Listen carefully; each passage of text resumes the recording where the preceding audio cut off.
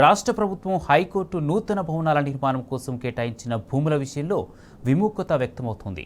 Professor Jayashankar Telangana రాష్ట్ర వ్యవసాయ విశ్వవిద్యాలయం, కొండా లక్ష్మణ్ బాపూజీ తెలంగాణ రాష్ట్ర ఉద్యాన విశ్వవిద్యాలయంకు చెందిన ప్రేమావతిపేట, బుద్వేల్ గ్రామాల పరిధిలోని భూములను కేటాయించడాన్ని పర్యావరణవేత్తలు, వ్యవసాయ శాస్త్రవేత్తలు తప్పుపడుతున్నారు. హైకోర్టు భవనం నిర్మాణం వల్ల జీవ వైవిధ్యతకు విఘాతం కలుగుతుందనే అభిప్రాయం వ్యక్తమవుతుంది. హైకోర్టుకు కేటాయించిన స్థలం విషయంలో రాష్ట్ర ప్రభుత్వం పునరాలోచన చేయాలని సూచిస్తున్నారు.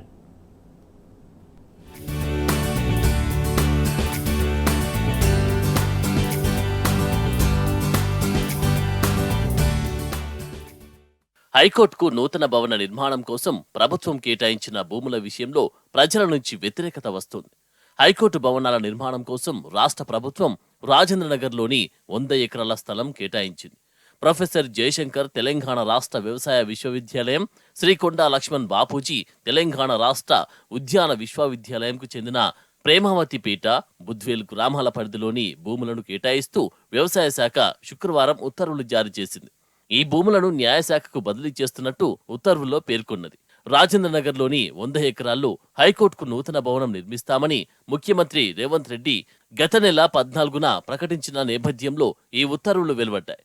గత నెల 23న మంత్రులు కోమటిరెడ్డి వెంకటరెడ్డి, శ్రీధర్ బాబు, హైకోర్టు న్యాయమూర్తులు justice Abhinand Kumar Shavili, justice T Vinod Kumar, justice Laxman, justice Vijaysen Reddy కలిసి ప్రతిపాదిత స్థలాన్ని పరిశీలించారు.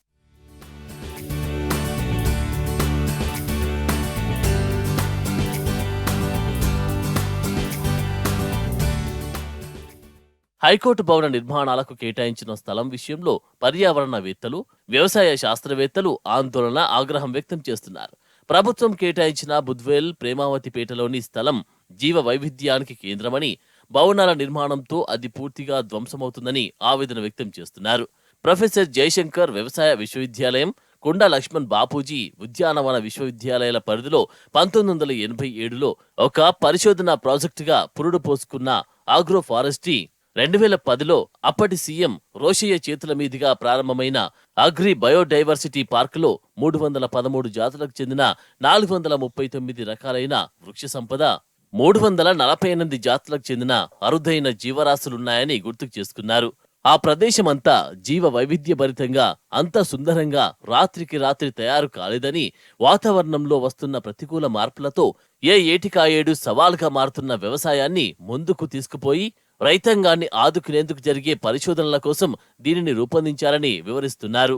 అనేక మంది వ్యవసాయ శాస్త్రవేత్తలు, ప్రొఫెసర్లు, వేలాది మంది పరిశోధన విద్యార్థులు, కూలీలు రేయింబవళ్లు చెమటోర్చి దానిని సృష్టించారని, అలాంటి గొప్ప ప్రదేశాన్ని ధ్వంసం చేస్తూ భవనాల నిర్మాణం చేపట్టడం సరికాదని హితవు చెప్తున్నారు.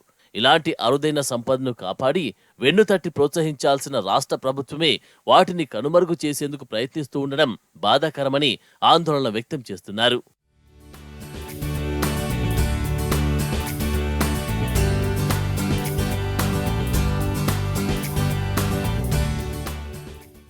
తెలంగాణ హైకోర్టుకు నూతన భవన సముదాయాన్ని నిర్మించాలనే ప్రతిపాదన కేసీఆర్ ప్రభుత్వ హయాం నుంచే ఉన్నది.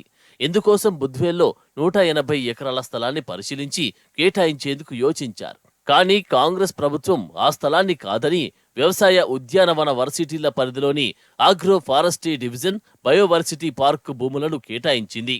ఆ భూములను న్యాయమూర్తులు, మంత్రులు పరిశీలించగా అదే సమయంలో ఈ ప్రాంత సముదాయాన్ని వివరిస్తూ వ్యవసాయ శాస్త్రవేత్తలు, విద్యార్థులు, బోధనేతర సిబ్బంది అసోసియేషన్లుగా వినతి పత్రాలు ఇచ్చారు. సాధారణంగా ఇంతటి అరుదైన వైవిధ్యమైన వృక్ష జీవజాతులను చేతులా తుడిచిపెట్టేందుకు ఎవరూ సాహసించరు. కానీ ప్రభుత్వం జారీ చేసిన ఉత్తర్వులు వ్యవసాయ శాస్త్రవేత్తలు, విద్యార్థులు, పర్యావరణవేత్తలు, ప్రకృతి ప్రియులను తీవ్రంగా కలిచివేశాయి.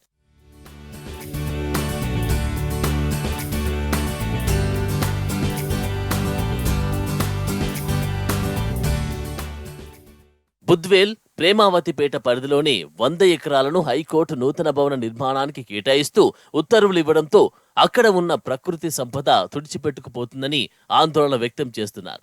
అరుదైన జాతులకు చెందిన ప్రాణులు బుల్డోజర్ల కింద నలిగిపోతాయని, ప్రాణం దక్కించుకున్న జాతులు ఇతర ప్రాంతాలకు వలసపోవాల్సిన దుస్థితి దాపురిస్తుందని ఆవేదన చెందుతున్నారు. రైతాంగానికి మేలు చేసే పరిశోధనలకు విఘాతం కలుగుతుందని హెచ్చరిస్తున్నారు.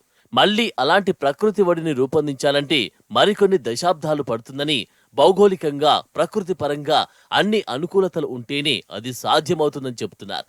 హైకోర్టుకు కేటాయించిన స్థలం విషయంలో మరోసారి పునరాలోచన చేయాలని సూచిస్తున్నారు.